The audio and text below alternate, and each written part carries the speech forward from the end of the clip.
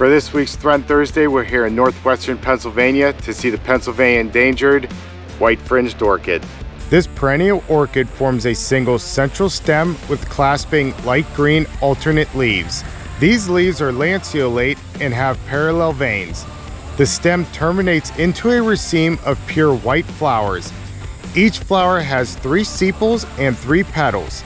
The upper sepal and 2 upper petals can be observed forming a hood over the reproductive organs. The 2 lateral petals are oval and appear to be drooping backwards.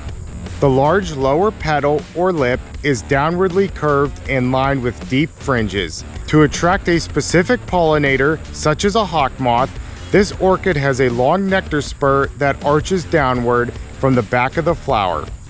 In Pennsylvania, this species is limited to glacial bogs such as this one. If you are in the southeast, be on the lookout for the Southern White Fringed Orchid. This variety can be identified by its larger fringe flowers, longer nectar spur, and preferred habitats of pitcher plant bogs and longleaf pine savannas. The white fringed orchid is known to hybridize with the orange fringed orchid, resulting in an intermediate form named Platanthera bicolor.